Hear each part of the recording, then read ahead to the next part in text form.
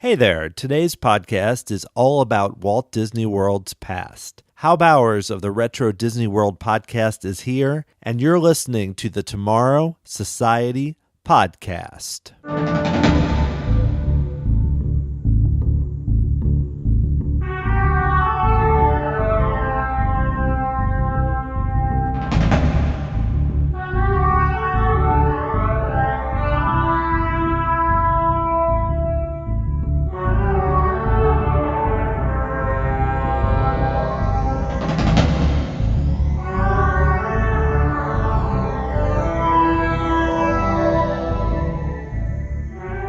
Hey there, thanks for tuning in here on episode 44 of the Tomorrow Society podcast. I am your host, Dan Heaton. And one of my favorite topics here on the podcast and the blog is extinct attractions, especially at Walt Disney World. There's so many of them that continue to fascinate me, especially since I visited there as a kid and love some of the attractions at Epcot Center and the Magic Kingdom so much. But it's more than just having cool childhood memories. What makes these attractions so interesting? Who created these classic ride shows and resorts? How did they come together? What are the stories behind these attractions? And why are they so beloved today?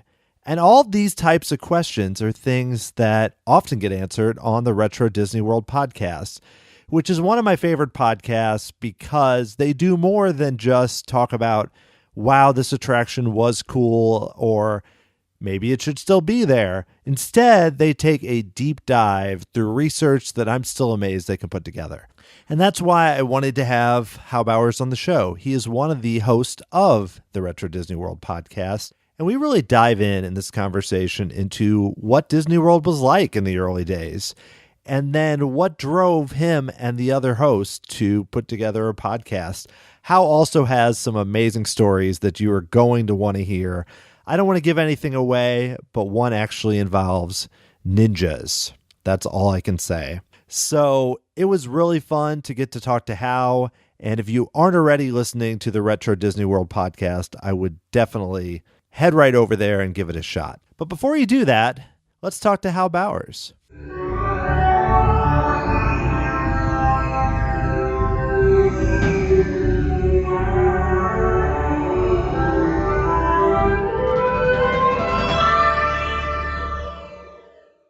So I wanted to start off by asking you kind of an odd question, but I noticed on your Twitter profile, which is Go Away Green, that you list that you were a frequent WDW visitor from 1972 to 1999. And I was wondering, is there a significance to 99, or is that just when you just decided you'd had it? Yeah, that's kind of the thing. So I started going in 1972.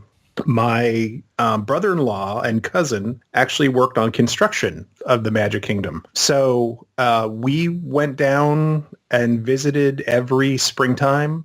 So I missed the opening because we were there in March, but I got to take this bus tour apparently that relatives of the construction workers went on. So I was like 3 or something and went on that. And then we came back the next year.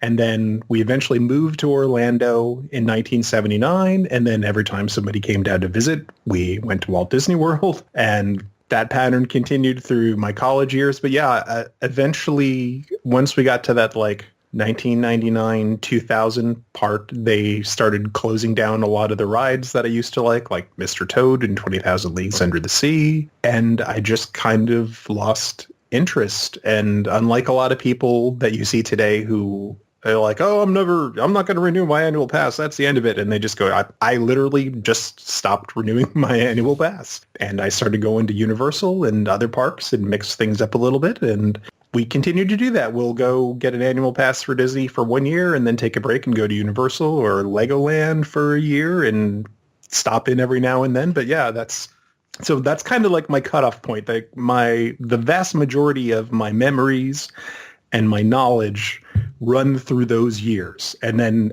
after that, I mean, I feel like the typical old guy now where it's like, I don't know where anything is in the Magic Kingdom is anymore. I just know where things used to be. So someone's like, oh, where's that? I'm like, okay, so I think that mermaid thing is where 20,000 Leagues Under the Sea used to be. It's terrible. It's like, we'll go there. And it's like, I get all turned around because I don't know where anything is anymore. Well, it's funny because I saw that year and I think, I know pretty well what you guys usually cover on the podcast and such, but I look at that year and I'm like, yeah, that's a year, beyond what you mentioned. You have, Horizons, A Journey into Imagination, the original, Right. and it's kind of a weird cutoff because I remember I graduated from college in 98 and I went in like May of that year when a lot of that stuff was still there, having no idea that by the time I went back several years later, it would all be gone. So I figured there was some connection to that. And it's interesting, being in Florida, obviously, you're able to kind of pick and choose now, especially given that they've closed so many of the great things. So when you mentioned going as a kid, which I'm a little jealous because my first memory, I think, is like 1980 and I was 4. So That's still not shabby, though. That's good.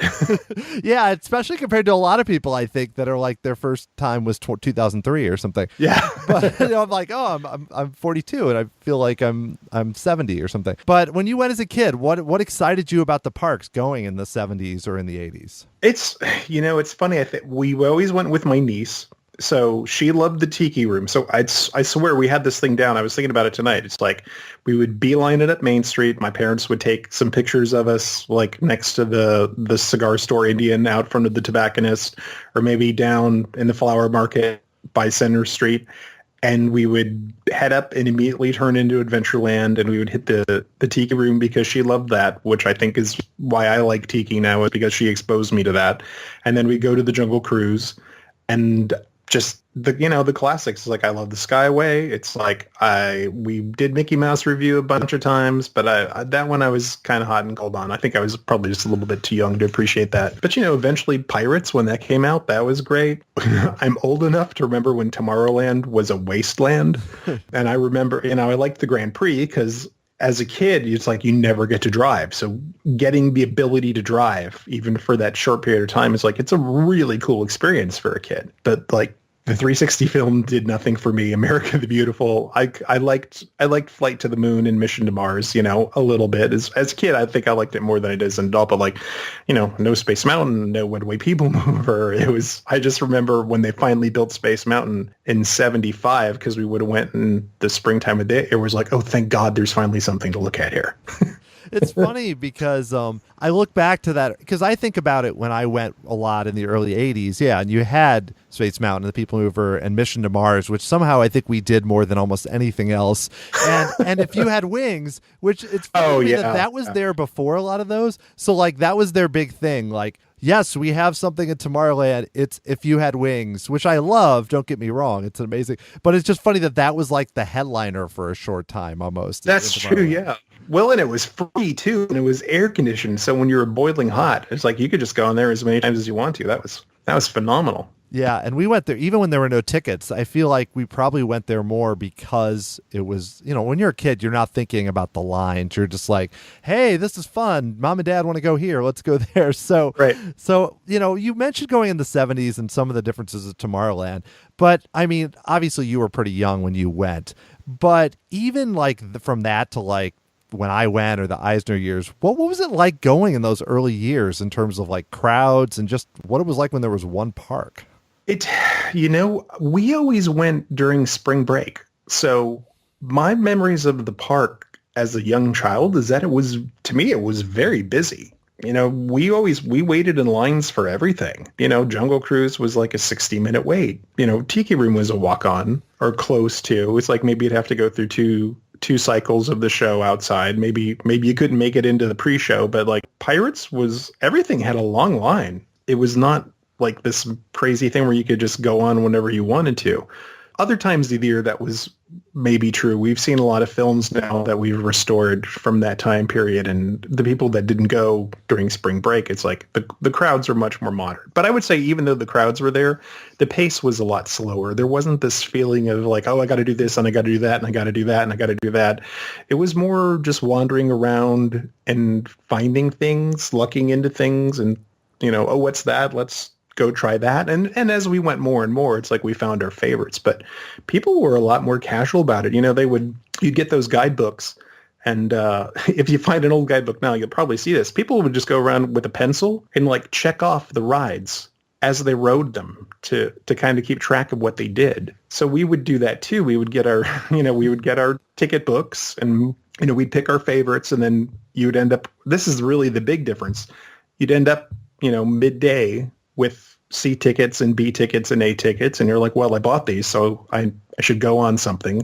So you'd go to some of the smaller rides, like you'd go see the Walt Disney Story. You'd go, on some of the things that, weren't super popular because you had the tickets for them. So you'd go ride the Main Street vehicles, and everybody did that because the tickets kind of incentivized you to do that. So that was neat. Or you'd take the tickets home, and then if you came back the next year, you'd just use them again.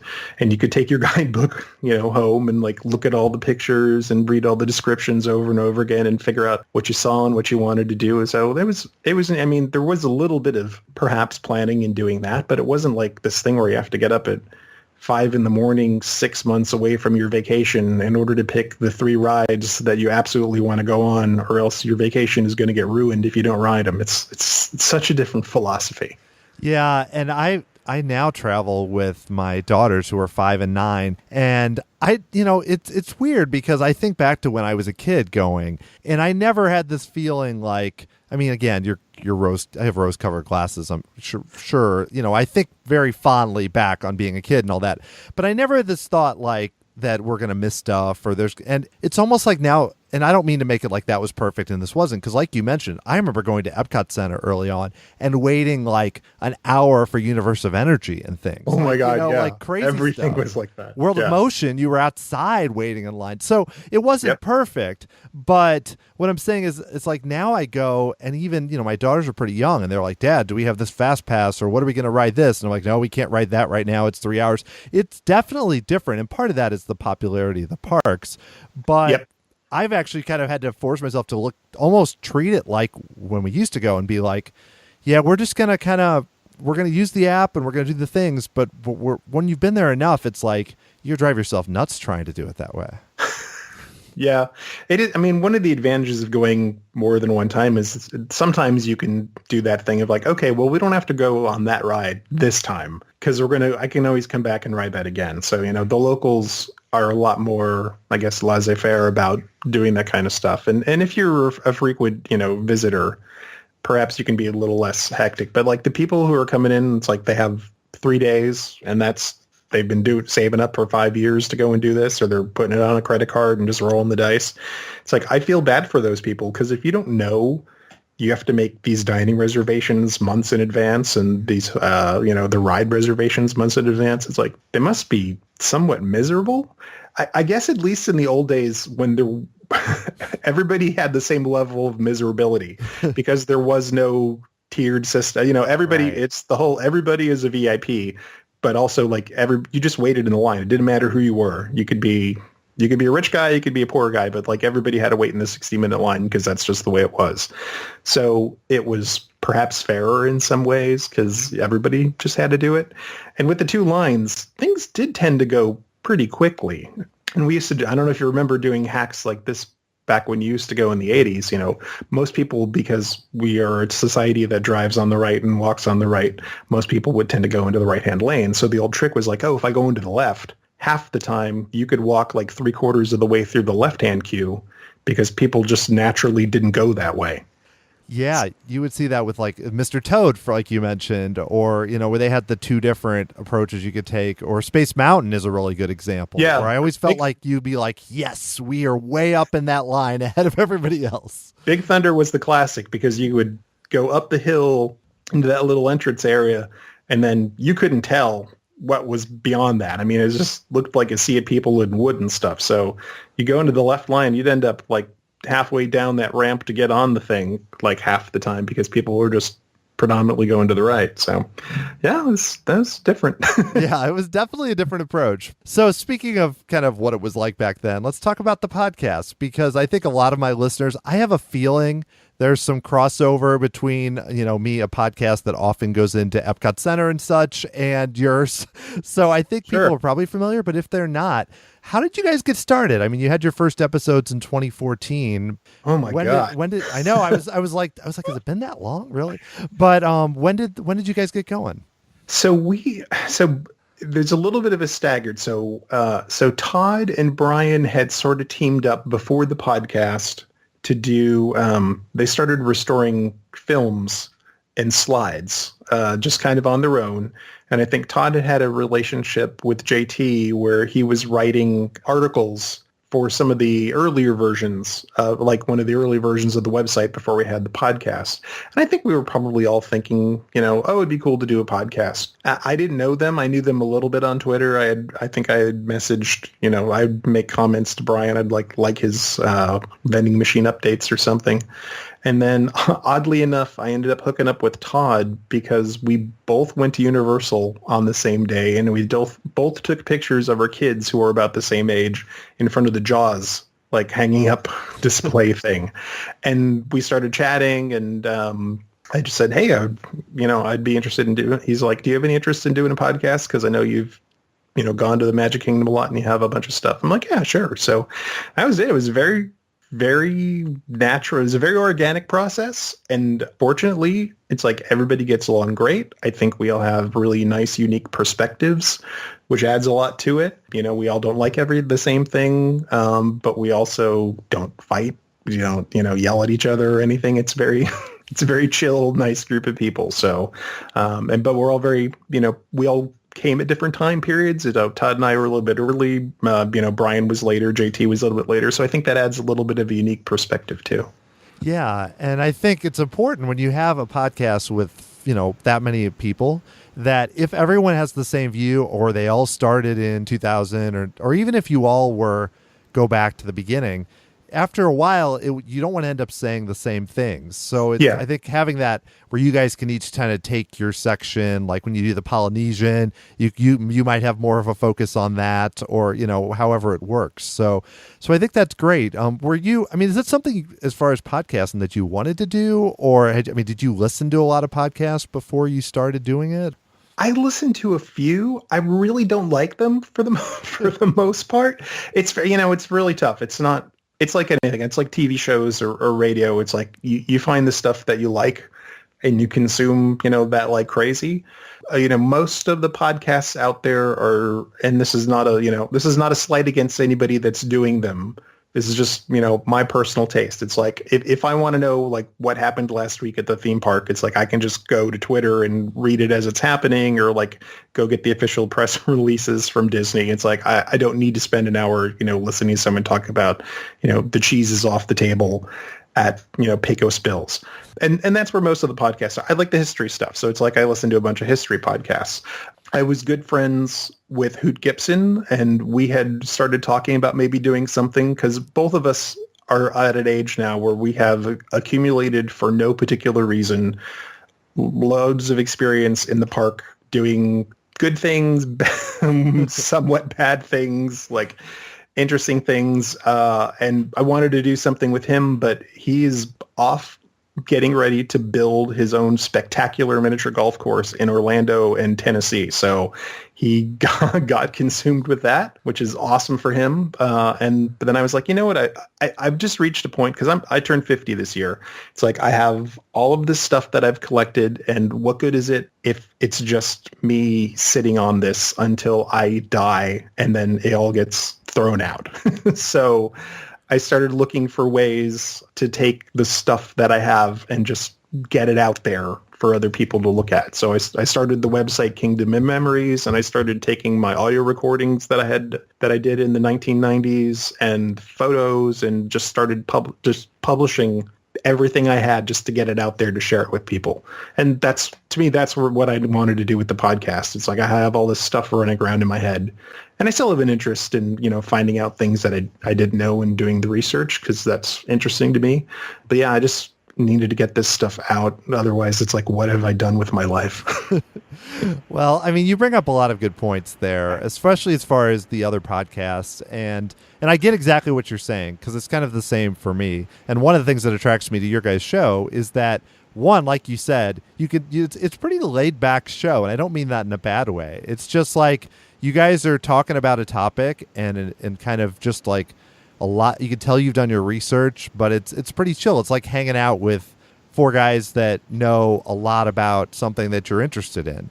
And that's tricky to do, because there's a lot of information you have to pull together and then put it into a show. So how do you guys go about researching a show? Because it sounds like you're just kind of like, hey, and I found this the other day, and I did this, and I know that's not true because some of it is like that. I mean, it depends on. So I think we all have our areas of expertise. I try to mix, if I can, as much of my personal experience, because going to the parks for like 40 years, you start, you hear little stories from people. So I always kind of put that stuff in the back of my head. And then I have a ton of books, a ton of stuff that I've bought at like old Disneyana shows, stuff that people have given to me over the years that I probably shouldn't have. And then just, there's a lot of good stuff on the internet now. And especially now that a lot of the original cast members are getting older, they're starting to put stuff out there. Just the Swan Boat episode that we just did. Someone actually in a Facebook group published their script of their spiel from 1979. They just scanned the actual script that they were given to learn. And it's like, you would never have access to that stuff in the old days. And it's like, there was no access to anything like that. So it's great. I mean, it's a great time to be interested in history because so much of the stuff is coming out now, and great Imagineers like Tom K. Morris, who are now retired, are, on Twitter putting out like mind-boggling pictures of Journey into Imagination. It's a great time to be a fan, for sure. Yeah, and it's funny when you mentioned people retiring and cast members, the first person I thought of was Tom K. Morris, because some of the things he puts out, I'm just kind of looking at it going like, what else is out there that I have no idea exists, and when is this going to be released? I went to the surplus store, was it a Mouse Surplus? Was that the... Oh, I forget. There's a few of them. I think it was... Yeah, the one that they closed their location. So I went over there one Saturday, and they had a tray full of paper and brochures, like 40 feet long and 4 feet deep. And I literally just started at one end of it and rifled through everything on one side and worked my way over to the right. And this is clearly stuff that's been in somebody's file cabinet for 30 years, all kinds of various things. So it's like I pulled out some like Disney Institute, brochures and some manuals from their stuff with like lots of details, because I know we'll do it in a Disney Institute episode one day. But like I literally found the schematic plans for the Israel Pavilion just sitting... Wow. In all of this stuff, which we had always heard, that's one that they're going to do, but I never saw anything beyond the concept drawings. And like, oh, well, okay, there it is. There's the whole thing right there, perfectly laid out. That's what it's going to be. And I always mention him because he's done such a tremendous job of acquiring stuff. Is Ted Linhart, Ted on TV on Twitter. He has been buying, as a hobby, stuff at auction, paper stuff. And he takes pictures of it and he puts it up on his website. So it's like the greatest, to me, it's like having the Disney archives at your fingertips. Because you can just go through and he's gotten stuff that Harper Goff had with, one of the things that he published recently that I saw and figured out what it was is the layout for the Japan Pavilion when it was going to have Meet the World in it, which... I mean, we'd always heard like, oh yeah, that was supposed to be in there. But to find out like, yes, the building actually was constructed. It's now the wood shop.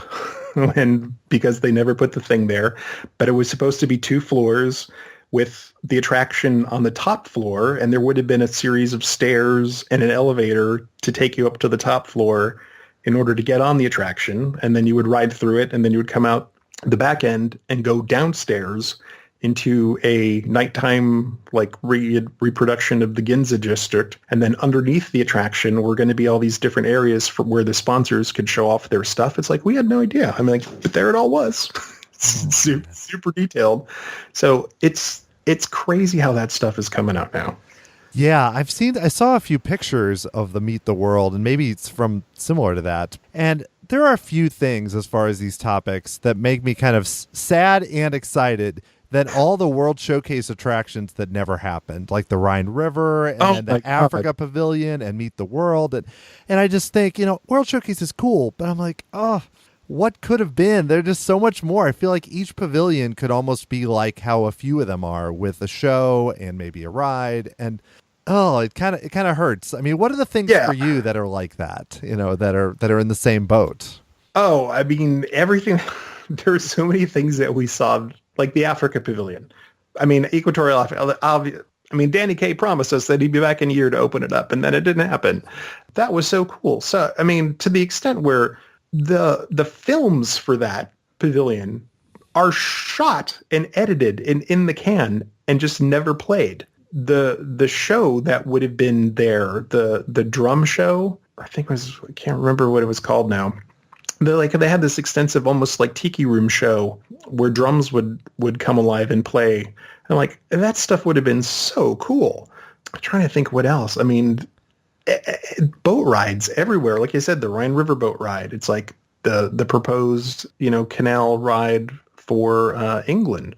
Anything, all that stuff would have been great. It was just a matter of they couldn't get the money from the sponsors in order to build it, and that's what it came down to.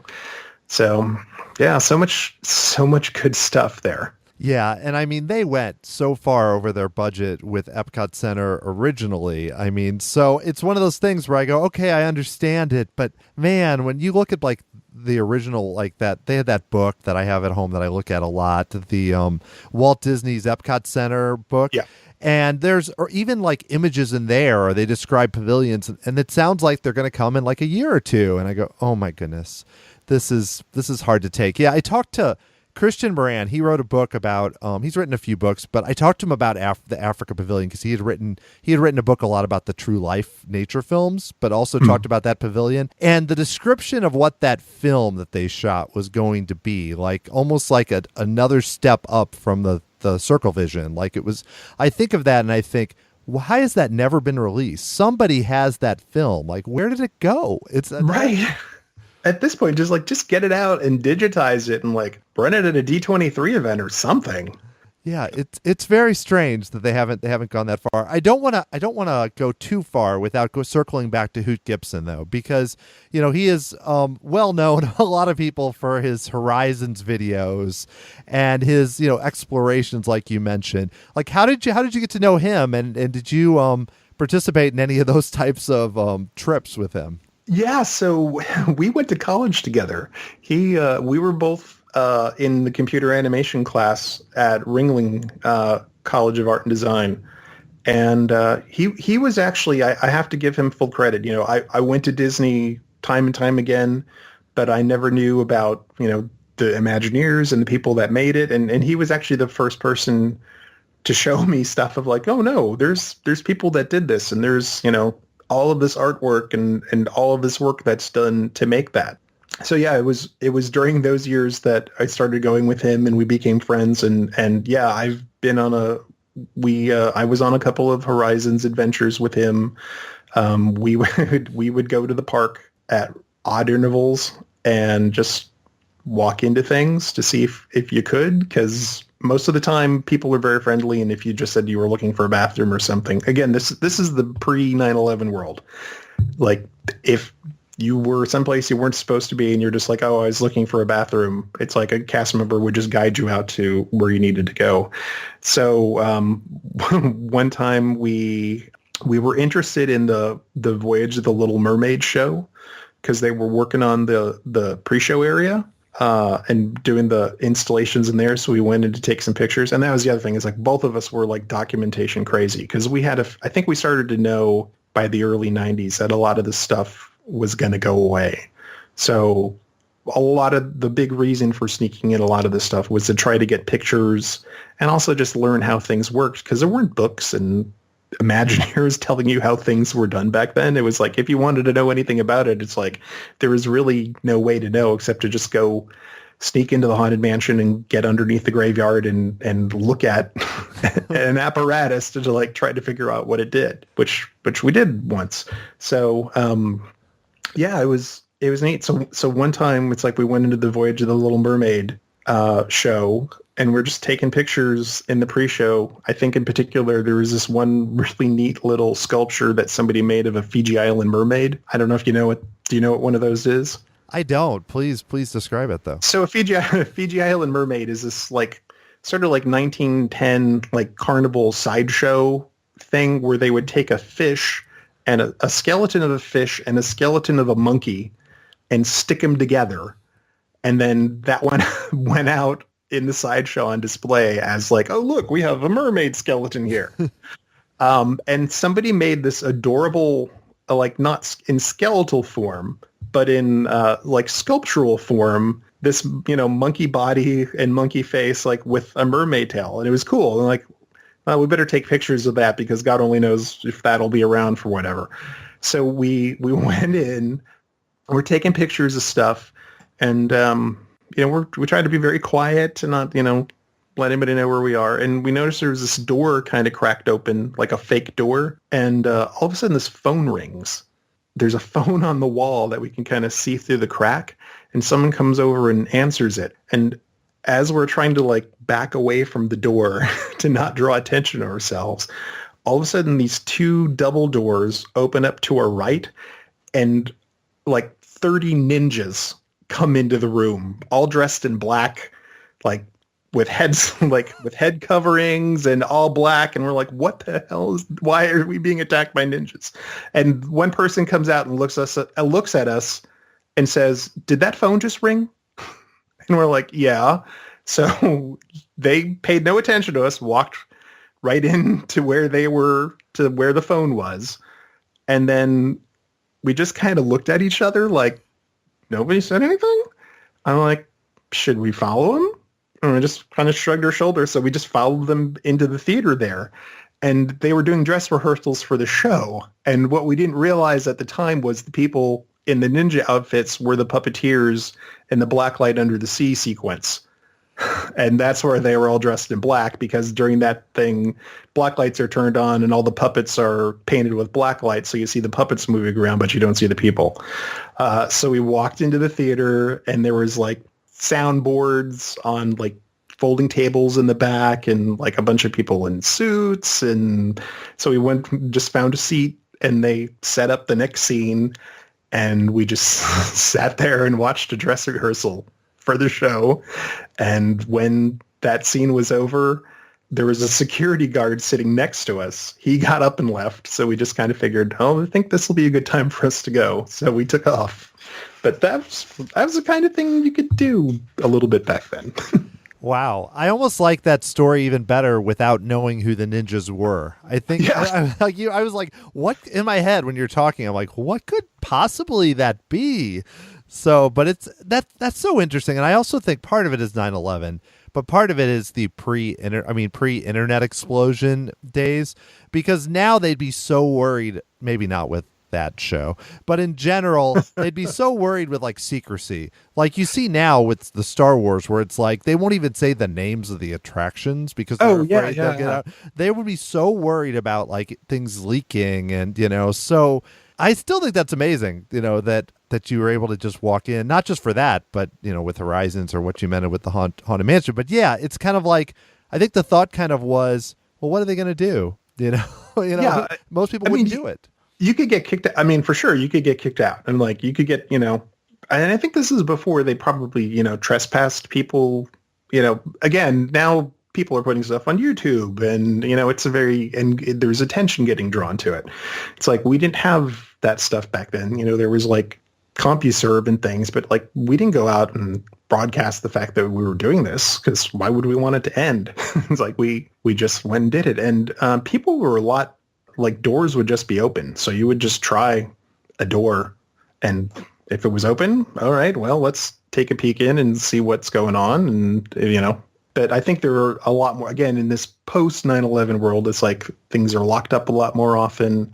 Security is different. There's cameras everywhere now. There's, heat sensors. It's like back then, it's like the technology to do stuff was so expensive. it did make sense to do that. But now, motion detector is $15. So it's like those days are gone. This is so sad. I'm so sad, just this entire conversation. It's making me wish for no. But the thing about it is, I think also there's this idea probably that the odds of anyone being bold enough, or, I wouldn't say stupid, but, their thought is, who's going to do that? They probably think that most guests would assume there are cameras and everything. And so they didn't actually put them in. So you could get away with more just by being willing to open that door. Right. And I think the type of person who visited Disney World during the 1970s and the 1980s and well into the 1990s, it's like, I think it was assumed, it's a family, the parents are going to be attentive and, whoop up on the kids if they do anything wrong. It was just, people didn't have that type of attitude like they have now, where they're just like, oh, let's just go do something. So yeah, I think that was a thing. It's like, and we would dress, we had short hair. It's like, we weren't dressed, I think we probably both wore like longer shorts and like button up shirts. So maybe we didn't look, odd or out of place. Maybe we were just dressed like somebody else who was associated with the show or something. It was weird. But like you said, I think it was a different time. And I think a lot of people thought that there was security everywhere. And part of the stuff was like, for us, was knowing, what the boundaries were. Like Haunted Mansion, I mean, it was so easy because, the Haunted Mansion, there were no cameras back in the 1970s in Florida. There were intrusion mats, which are these sort of like, I don't know if they're 3 feet by 4 feet, but they're basically plastic mats. And then there's 2 layers of wire in them. And when you step on them, it would apply pressure. And then, that would go off to a panel and like shut down the ride, and then would light up a light. So that way the cast members would know like, oh, someone stepped out of the car here, and then you'd go and find them and like haul them off. Well, you literally would ride by a panel with the diagram of the ride and little lights where all those intrusion mats were. So you could just take a picture of it and like you'd have a perfect map of like where not to step out of the doom buggy and not get caught. So like that was that way. If you had wings, if you could fly, it's like that had one. It's like a lot of the stuff was just kind of out there in the open, which was really weird. And even when I didn't do it because I was too chicken when they were building Splash Mountain to go explore that while it was getting constructed, Hoot actually like stumbled on a memo from the security department, and they actually listed out a diagram of how they walked the track and at what times they walked the track at night to check for people. Oh my goodness. So then it was like, okay, well, just don't go then. See, that's where I would be hard for me, because I would think if they found me there, like let's say the memo changed and they changed their times, I would be the guy who the one night they changed it, they would catch me, and I'd be like, that was the first time I ever did anything, and I'd be banned from the park or something. So I'll tell you, there's definitely an adrenaline rush associated with doing that kind of thing. Because you do, it's like you're scared shitless that something could happen, but also you're like, this is the coolest thing in the world. It's like both of those things are happening at the same, when out on the sets of Horizons, like running to sit down next to the mom on the couch, like with the hologram and like getting your picture taking and running, or like, it is a combination of like terror and exhilaration happening at the same time. Like nothing I've ever, it must feel like what a bank heist is like for, professional thieves or something. Wow, this podcast has gone in such a different direction than I expected, and it's great. And also, I feel really old. Like we just keep talking about how good things were back then, but it's okay. It's cool. So I'm going to keep on that front though. So obviously, a lot of people right now are focused on extinct attractions from the past, especially on the internet and like the Disney community, and obviously that's what you guys talk about fairly often. You focused on not just on attractions, but some of the ones you focused on. So why do you think that? I feel like that's grown recently. I don't know if it's because Disney has made changes and they keep closing things even more recently with Maelstrom or Great Movie Ride. But what do you think it is that makes some of these still resonate so strongly now for people? I think there's probably a combination of things. I think one, there's always going to be kind of a longing back to when you see pictures of things that you didn't personally experience that look cool. The same way it's like you and I might look at pictures of the 64 World's Fair or the 1932 World's Fair and just went like, wow, that looks really cool. I wish I could have seen that. So, there's a generation growing up now that are, they're seeing pictures of Horizons and they're like, wow, that looks really awesome. Why would they ever shut that down? This makes absolutely no sense. That's part of it. I think we understand now who a lot of the designers were, and there were a lot of great Imagineers associated with all these things, and that's finally publicized for the first time because, in the old days, they never told you anybody who worked on anything. So, now we know about Tom Morris's and Tony Baxter's and as well as, the old guard. We know people who would have talked about Claude Coates 20 years ago. Like, that was an unknown name. So there's I think we have a little bit more background information on the stuff now, which makes it interesting. And yeah, I think maybe, I don't know, I'm not sure what else it might be. Yeah, I think you hit on some of the big points, and especially, because we're able to dive into this history, and it's not just, it was done by magic. I mean, there's still some of that they still use some of that now, so I'm not saying it's gone. Right. But yeah, I mean, being able to read books that are dedicated to the Haunted Mansion, or, biographies of Marty Sklar, or, and hearing about all these other people he worked with, there's just so much information out just there. being able to go on YouTube and like sit down and ride almost any ride you want to, via video from the Handycam era forward. That's incredible. That's not something anybody ever used to do. If you want to, Yeah. we would never. I've read descriptions of what Adventures Through Interspace looked like at Disneyland. It's like, could never ride that. I could just, see one photo in a book. But, anybody can go on and ride World of Motion or Horizons, or a lot of the other things that are gone now, and it's at your fingertips. Right. And that's the thing. I actually rode Adventure Through Interspace when I was 9. And I didn't realize until like a little more recently that I rode it like a year before it closed or something. Like, I just happened to be there, and I still remember that. That was a freaky weird ride, So I just think it's one of those where, as a kid, even, you're kind of like in the queue and they show the like fake people being shrunk, and you're like, and you're 9. So I'm like, I know that's not actually happening, but there's a small part of your head that's like, well, is it actually happening? It could be. So I think this hydrolator just took me 300 feet down. Oh, I totally bought that when I was a kid. I was totally like, we were going down. It was not. I was only when I got a little older, I was like, oh yeah, you can kind of tell if you pay attention. But but yeah, so the YouTube videos is a great point, because basically even now, especially when you have people restoring, like, you guys, you mentioned that people like yourselves at Retro Disney World have these films that, I mean, there's YouTube videos that are great, but now you're seeing restored films that have footage which are much clearer, because gosh, the quality is it's nuts. Yeah, if you had Wings, there's a YouTube video and it's almost unwatchable. Like, you watch it and you're like, okay, I think that's the speed room. I'm not really sure. Where some of the films, I mean, you guys have of not just attractions, but of the parks, I'm like, they look as good as stuff that's almost shot now. It's crazy. I mean, that is, I will say, the miracle of film. So, the vast majority of the stuff that we get is 8mm, which is still pretty good. It's not as clear as 6. We get some 16 from time to time, which is even clearer. And then occasionally we'll find, something shot in 35. But yeah, the resolution, I mean, the film basically has infinite resolution until you get to like the crystals inside of it. So, we're able to scan it at very high resolution and then come in and fix all the colors where the pigments died over the course of time. And yeah, you get stuff that looks better than anything shot. I mean, they used to use 8mm a little bit for television, 16 mostly. They're like, it looks as good as stuff that runs on TV today. It's insane.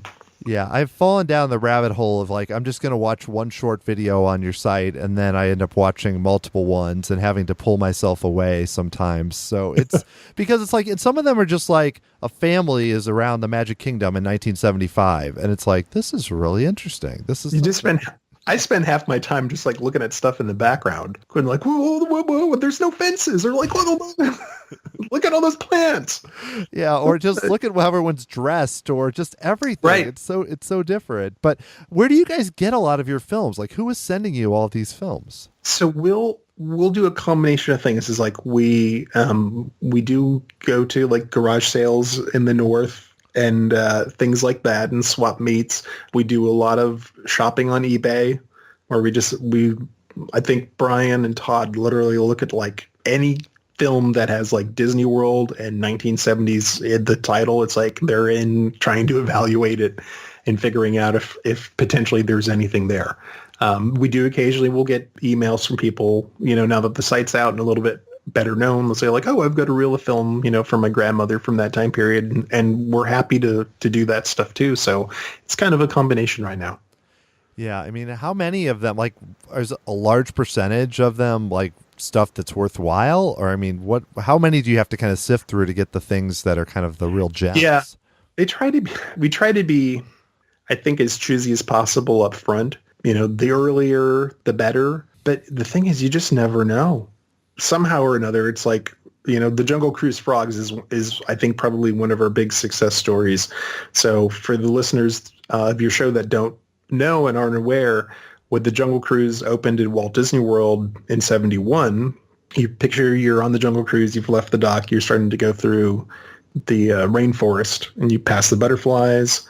And as you come out of the butterflies and you pass Inspiration Falls, you kind of hear these frogs chirping. And that's been a part of the audio track there for as long as anybody can remember.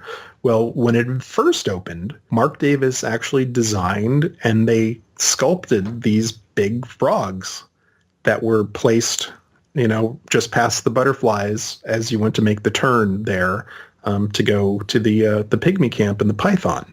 The story is that Dick Nunis rode the ride and thought they looked hokey and just asked for them to be removed.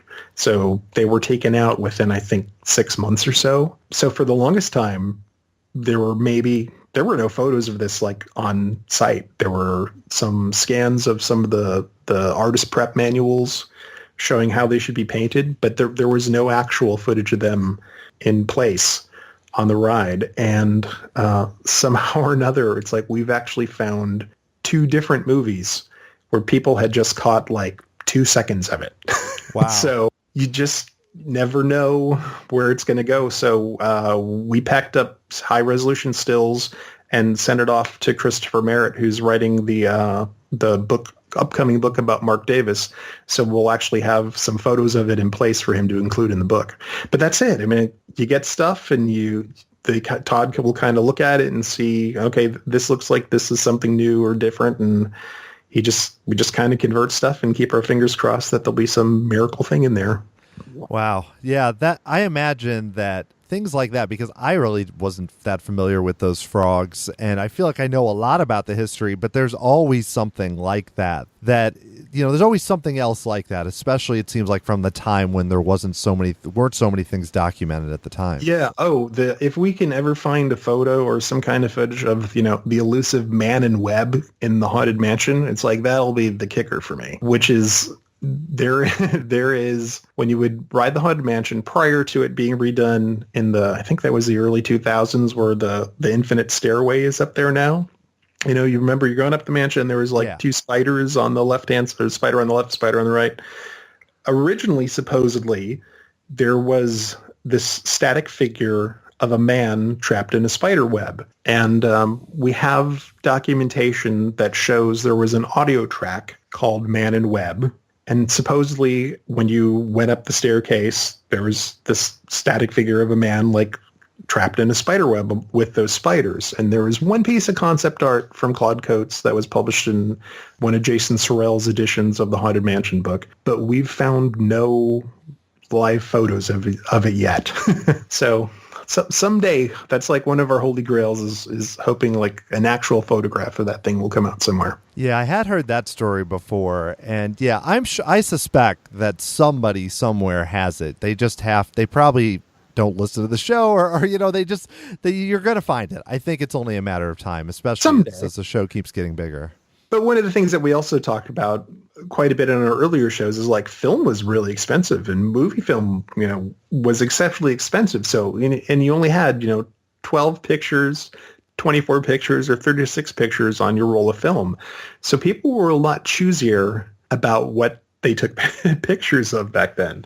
So that makes the chances of finding stuff like that, even more infinitely harder, because someone would have had to have been particularly interested in that to waste the money, like, to take that shot. No, that's a good point, because I think if we think of it now, or even me growing up in like the video camera age, I have a lot of, my dad would bring video cameras to the parks a lot, but that's very different from bringing a film camera, because those you're like, oh, I'll record an hour or something, and you just don't do that. I think you had like, I'm trying to remember, 5 minutes, 6 minutes maybe. So people really condensed down, the entire day. It's like you most of the time it's like we don't find any shots. Probably like 10 seconds is the longest. It's like someone might pan from like one side to the other, but it's usually very quick hits of things. And film, oh my God, the amount of money that I spent on just, still photography in the 1990s and getting stuff, shot and processed. Holy cow. Yeah, it's staggering. Digital photography, and especially the low light capabilities of today's cameras, are like so much better. Oh, yeah, I can't even imagine. So I also wanted to ask you about you guys, your most recent event that you guys had during Epcot's 35th anniversary, which was at the Living Seas. And it sounded, I'm really kicking myself after like hearing all about it after. I'm like, why did I not go? That sounded amazing. So how did that come together? We just decided to do it. We all participated in the official events at Epcot. So, we all bought tickets for the daytime show where they had the Imagineers out talking and stuff. And somehow or another, we all lucked out and managed to do that like extra dinner experience. But we knew that there was nothing going on, I think, on Saturday night. And so honestly, we just started planning stuff. We just kind of thought like, well, what would be cool? We knew Tom Nabby from having him on a podcast earlier, and he's local. So we knew we would have him. It was actually through someone else that we got introduced to the Horizons girl, and she just happened to be traveling. She was coming back from a vacation in Costa Rica and was able to reroute her flight through Orlando and come and spend the night with us.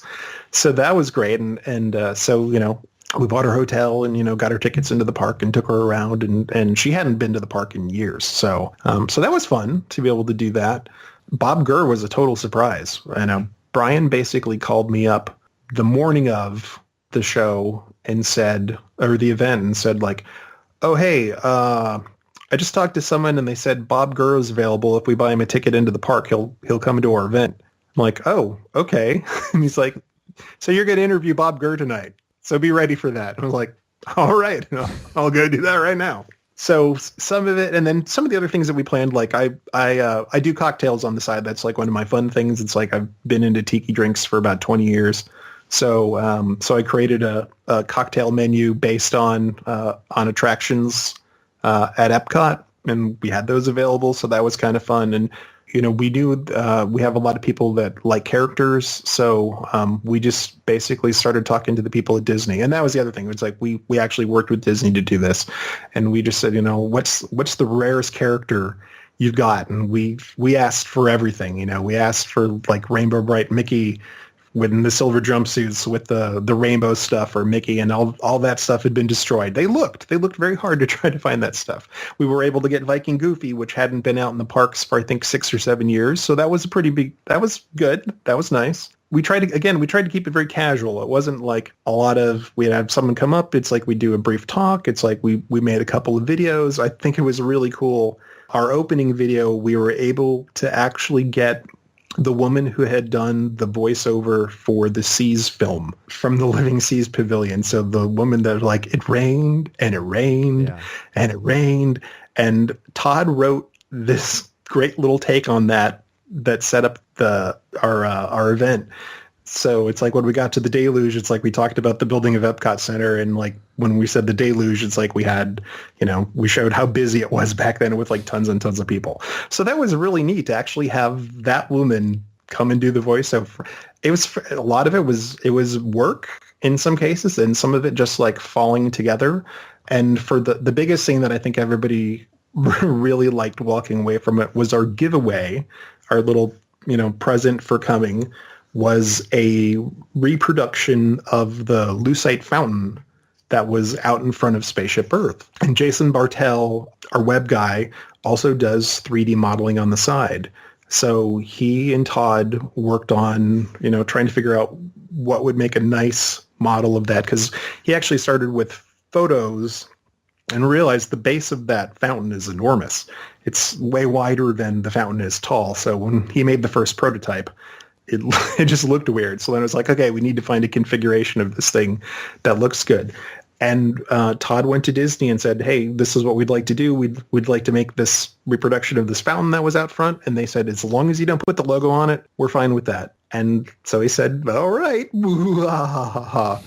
So we made a reproduction of that fountain that actually had LEDs in it and lights up. And one of Todd's side things is putting together items like that.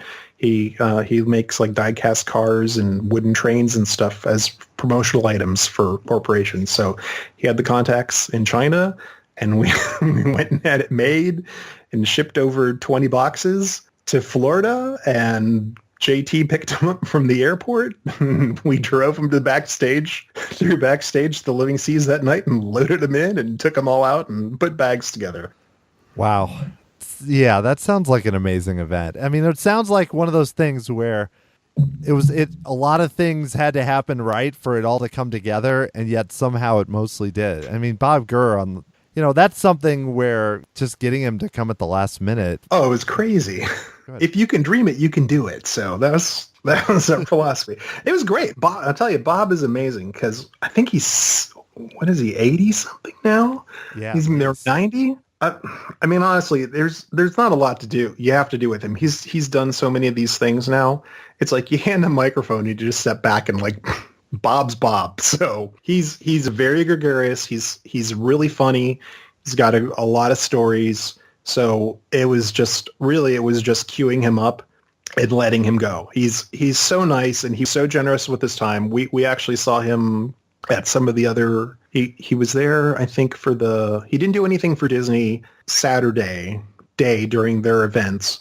So he came to our event that night, and then we saw him at the special event the next night. And he's actually really funny, because he ended up sitting with us for a few minutes, and he's like, I already know you guys. It's like, I'm going to go over there and talk to these other people, but he knows how to work a room. It's like, he's so good. And he was just very generous with his time. Everybody who we had was very generous with their time, talked to everyone, signed autograph, posed for photos. It's like, I think that's the thing. It was like, it wasn't one of these, again, it wasn't like a rush thing. It was like everybody was just really calm and fun. It was just a nice way to like hang out with people and see some cool stuff. Yeah, excellent. It sounds like a great time. So if you guys do a future event, I hopefully will be able to make it at some point. Though I don't know if you can top that. Like, can you really top that? That's a tough one. Now Brian has some ideas. I think we'd like to do something for our next big thing. Will be for probably MGM's birthday. So he has a few people in mind that he'd like to have, and if he can pull it off, I think it'll be pretty impressive. Well, excellent. That sounds cool. And what topics you mentioned the swan boats, which might, by the time this comes out, might already be out. But what are some of your other topics you guys have coming up? Do you know for your show? We've been teasing doing. I mean, we have to do Imagination. We have to. It's Journey into Imagination. I mean, that's one of my favorite rides. So I mean, that for sure. I mean, gosh, we try to touch on everything. It's like we love doing the shows around Christmas time, because there were so many unique things at the resorts for Christmas. Like Brian, I think, really does a phenomenal job when we do those ones. God, I want to do the Penny Arcade, because I used to spend hours in the Penny Arcade. But there's so much Epcot to do. There's so much everything. We're still kind of in the mostly Epcot, Magic Kingdom. There's so much. Yeah, it's funny because, at first, if you just think basic, I'm like, oh, there's not that much. And then I've heard, you guys did like 2.5 episodes on the Polynesian. And, so I look at it and I go, oh, yeah, there's there's plenty more. I mean, you've done whole shows on things that I knew nothing about. It's like, I always think like, my favorite podcasts tend to be like the 10 minutes, like in and done. We can't spend less than an hour and a half, I swear, on anything, even the most trivial little attraction. It's like once you start digging into it, all of a sudden you find out like, oh, there's this. Oh, there's that. Like swan boats. I had no idea that the swan boat, and maybe spoiler alert. I had no idea that the inspiration from this, came from actual these other swan boats that were in Boston, Massachusetts, from like 1873 or something. It doesn't seem to make any sense at the time. You're like, why would they have boats with a swan on it? Well, I guess it's cool and kind of Victorian. But then to find out like, oh no, there's actually a thing. It's like this is a thing. And then you think about, okay, well, Magic Kingdom's Main Street is not supposed to be Marceline, Missouri, or, anywhere out west. It's supposed to be Eastern Seaboard. And you're like, okay, well, something that was in Boston is like, that totally makes sense now. And then suddenly it all starts falling into place. And next thing you know, you're finding patents on the internet showing how how the guidance system worked that like no one has remembered anything about in like the past 30 years. And suddenly you're, looking at a 2-hour show. Yeah, I imagine that happens, especially once you kind of know where to look. Well, this has been great, Hal. It's been great having you on the show. I feel like we covered about 5% of what I was going to ask about in an hour, but that's good. That means you can come back sometime. So I'm at your call whenever you want. Great, because I'm just going to save my list of questions and then just cross out the 5 we actually got to. So it'll be perfect. All right. Well, if people want to learn more about you or the Retro Disney World podcast, where should they go? So go to retrowdw.com. That is the Retro Disney World website. You can find links to, we actually have a ton of articles there that you can read. We have loads and loads of pictures. We have whole galleries, that we've gone and just collected photos and stuck them in galleries and categorized them. You can see all of the videos there that we've restored, and also find links to the podcast. And if for some reason you wanted to follow me, I am Go Away Green on Twitter. Excellent. Well, yeah, I'd highly recommend it. Your guys' shows have been just a blast to keep up with each month. So thanks again for coming on the show. Oh, thank you. Well, that was really fun. I hope you enjoyed the podcast, and it was great to get the chance to talk to Hal Bowers. And if you're a fan of this podcast, I have an important mission for you. If you have friends, family, or just people you know online that love Disney or love theme parks in general, if you could share with them that you like this podcast, it would make a huge difference. And however you'd like to do that, if you're talking to them in person, through social media, send an email, anything that you can do to help more people hear this show, I'd love it. I'd greatly appreciate it. Thanks to everyone already who's done that, who's sent me notes on Twitter or email or left reviews. It's a huge help, and it makes a big difference for me in keeping this show moving forward. And if you'd like to learn more about what I'm doing, you can always go to tomorrowsociety.com to read blog posts and keep up with the podcast. You can also sign up for my email list so you know about all new episodes as they arrive. You can follow me on Twitter at TomorrowSOC or Facebook or Instagram at Tomorrow Society. The Tomorrow Society podcast is hosted, edited, and produced by Dan Heaton, and the music is written by Adam Hookey and recorded by the Sophisticated Babies. Thank you so much for listening once again. I will be back talking with you again very soon.